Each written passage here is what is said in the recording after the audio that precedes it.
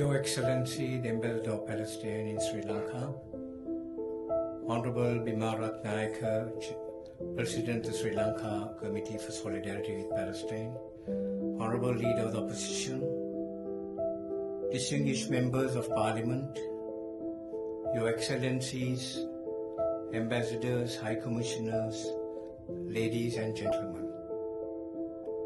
I stand here before you today not just as the Deputy Speaker of the Parliament of Sri Lanka as I was introduced, but as a fellow human being, like each of you, deeply moved, profoundly saddened, and most of all, duty-bound to speak on a cause that transcends borders, religions, and political lines.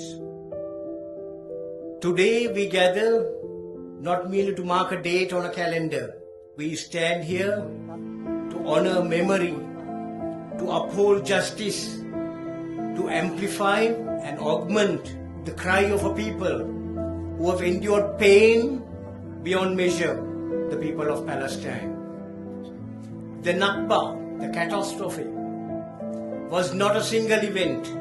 It was a beginning of displacement, of dispossession, of generations born into exile, of families separated by barbed wire and closed borders, of olive trees uprooted, homes razed, histories erased. In 1948, over 700,000 Palestinians were driven away from their homes, and today, after over 7 decades later, the wound is still open, still bleeding and festering too. But Nakba is not just a Palestinian tragedy. It is a human tragedy. Because when the rights of one people are trampled, the dignity of all humanity is compromised. When a child is denied food, when mothers grieve in the silence of demolished hospitals, when fathers carry the lifeless bodies of their sons and daughters, that sorrow belongs to all of us. The significance of Nakba, dear ladies and gentlemen, lies in our collective conscience, in the fundamental truth that every people, regardless of race, of faith or geography, has a right to live in freedom, in dignity, and in peace. And when these rights are violated with impunity, it is our collective responsibility as governments, as nations, as citizens of this world to speak, to act, and to uphold justice. We are not here to choose sides. We are here to choose values, humanity, freedom, compassion, truth, and above all, peace and human dignity. Today, Gaza is not merely under siege, it is being strangulated. The people of Gaza face what can be described as a man-made, catastrophic humanitarian crisis. The blockade has not only denied them freedom, it has denied them every basic rights of life. Water is scarce, food is rationed, electricity is sporadic, hospitals are overwhelmed, and children are dying of malnutrition, of dehydration, of bombs, of neglect, of silence. It is shameful that basic necessities like food and water are being used as weapons of war and tools to annihilate a population. Let us be clear. Silence in the face of suffering is complicity. And selective outrage is a luxury we can no longer afford. The international community, including us in Sri Lanka, must use every resource at our disposal, political, diplomatic, legal and moral, to press for the immediate implementation of the United Nations resolution calling for a two-state solution, a sovereign Palestine coexisting peacefully alongside Israel based on the 1967 borders. This is not only a political necessity, it is a moral obligation. The people of Palestine must not be reduced to a permanent refugee population.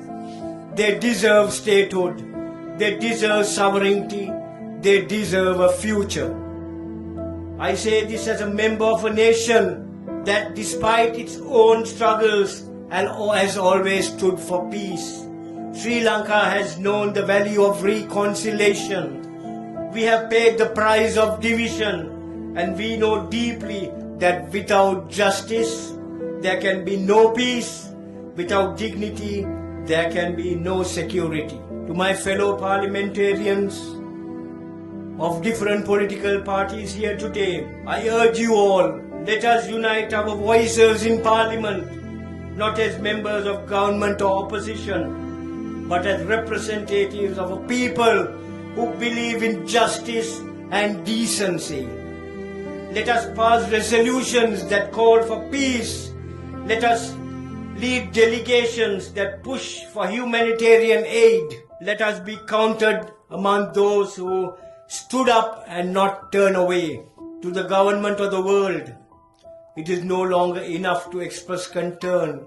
It is time to act. Condemnations without consequences are meaningless. Global architecture of human rights must not corrupt when it comes to Palestine. Let us remember, when we allow injustice in one corner of the world, we risk destabilizing the entire fabric of international law and order. And history has shown us again and again that the cost of apathy is never paid by the powerful, it is always borne by the innocent. Today I recall the words of late Archbishop Desmond Tutu, who said, "If you are neutral in situations of injustice, you have chosen the side of the oppressor. We cannot, must not be neutral." As we mark this solemn day, let us not be engulfed in despair, because despite everything, the Palestinian people have shown us something extraordinary. They have shown us resilience. They have shown us hope. They have shown us the power of memory and the strength of resistance. That unyielding spirit, that spirit that refuses to die, is in itself a victory. And it reminds us that no occupation lasts forever. No wall can block the march of history. No silence can erase the truth. In closing, I say this: the Nakba is not just a story of the past. It is a mirror of our present and a test of our future. Let us not fail that test. Let us stand not in pity, but in solidarity. Let us not speak with outrage alone, but with resolve. I would like to share a video clip that I saw not very long ago after the renewal of hostilities. This clip, I saw it. It showed the bloodied, battered, emaciated, dehydrated, dying or a dead child in the arms of his equally malnourished, dehydrated father. And the father was telling the child, "Today you are going to another world. You will have peace there. No harm will ever come to you hereafter.